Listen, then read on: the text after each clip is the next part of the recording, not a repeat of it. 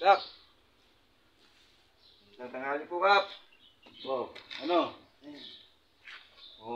May po ata, meron po ako ano? Sana. Ano? Magpapasko na. Ano ngayon? Pasko. Maaawat mo ba pagdating ng Pasko? Hindi nga, hindi ko maaawat. Kaya nga, pupunta sana ako ng bayan. Hindi pumunta ka. Yung dalawang bata ko, anak ko, bibili ko sana ng pamasko.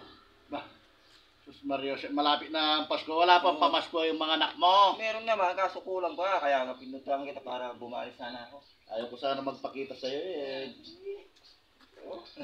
Gwapo-gwapo mo ngayon, Kap, ha? Binubola pa ako nito. Talagang gumaganda lalaki tayo, ah. Yun nga, eh. Siyempre, pagharap mo, parang Alger Richard. Ay, ano? Kahit 2,000 lang sana.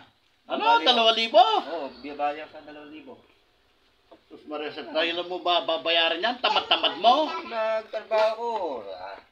Ganda. Tumataba tayo, ah. Maganda ka taon, ah. Talaga? Oo, ah. Talaga, sikot na ito, marunong mang bola eh. Talaga. Ganda-ganda ng lalaki. Magkano? 2,000? Mga bata ako kasi, walang pa. Bali to, Kap, bali. Bali ko. Hindi. Total, pambili mo ng pamasko sa mga anak mo, huwag mo nang bayaran. Sige. Bigay ko na lang yan. Totoo? Totoo. Sige. Maniwala ako sa'yo.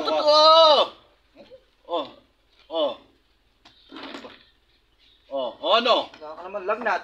Sus Mario, siya pataw ka din eh. Akala niya, yung panahon hindi, siyempre, nagbabago yung panahon. Pero totoo. Totoo. Malo. Lumayo ka na sa akin, baka mabawi pa yan. Lumayo ka na. Kinikis mo pa ako, lalaki ko, parang paklakay ah. Masaya lang. Punta ka na doon.